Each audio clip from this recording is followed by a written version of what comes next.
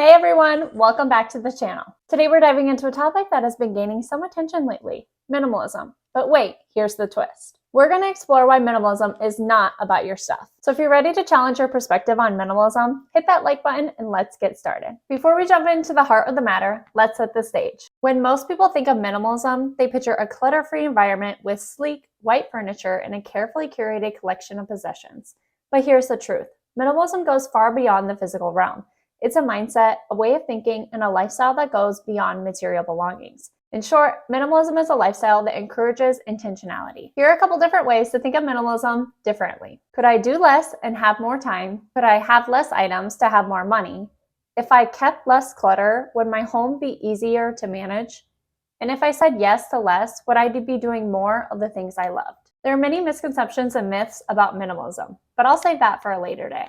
Now, minimalism often sounds extreme or unrealistic compared to its more popular cousin, decluttering. But perhaps they're just different terms along a spectrum. I became a minimalist by accident. It really just started by my efforts to declutter in order to have a calmer space where I could think more clearly. You see, I've always been a dreamer, and this journey was started in order to help me achieve more of my goals. By having less stuff, I knew that I would better be able to focus my attention on achieving all that I wanted to.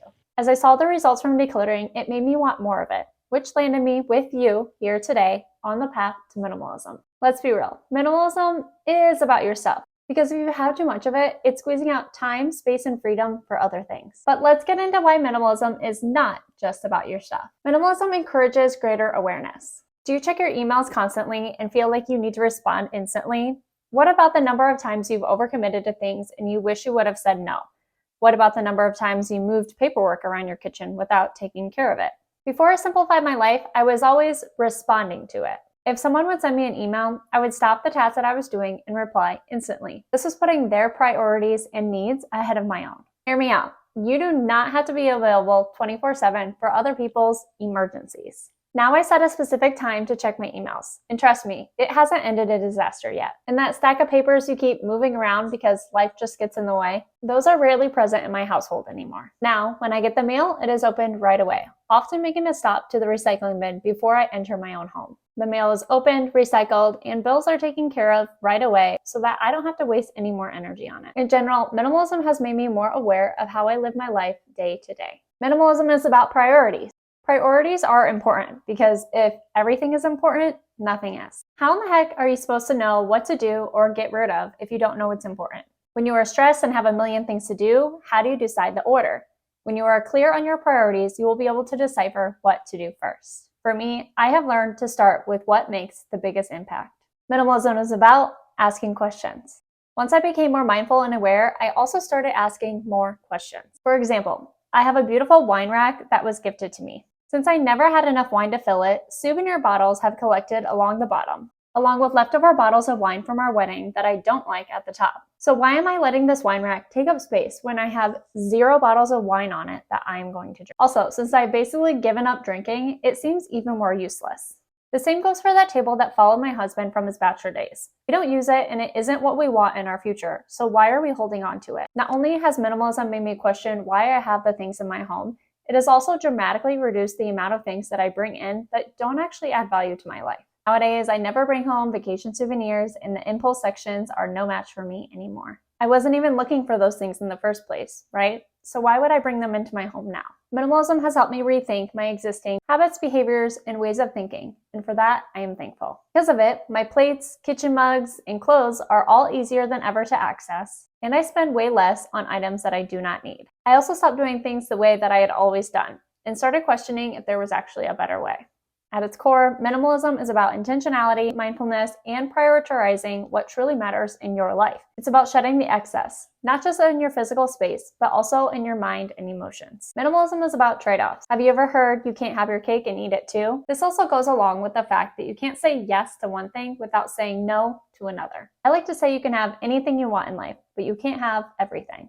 You can't spend time reading when you said yes to that extra work event. One thing without giving up time spent doing another. Minimalism helps you decipher what it is you want most in your life. This, I believe, makes our life more beautiful and purposeful. Because when we take the time to intentionally choose what we allow in our lives, whether it be things or experiences, we are purposely creating a life that we want to live.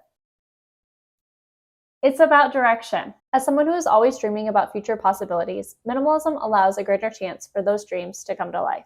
I love dreaming so much that I am unsure if even half of them will come true. But I do know that minimalism will give me greater flexibility to move towards them. So what if I want to live on an island, have a travel bus, live on an acreage, and have a lake house all at the same time? This journey of minimalism allows me to make space to make those happen, even if I'm unsure of which one will come first. Minimalism not only gives me more time back, but it gives me more money to fund those future dreams. It also gives me the ability to pack up and go more easily, something you think may not hold someone back, but often does. People don't follow through with their dreams all the time for simple reasons such as that it would be inconvenient to pack up and move. The idea of this simple task can start a roll of excuses. First, it's having too much to pack. Then it's because you've become familiar with your city and have started to call it home. What will your parents think? And your friends? Oh yeah, kiss them goodbye. They're gonna hate you when you leave.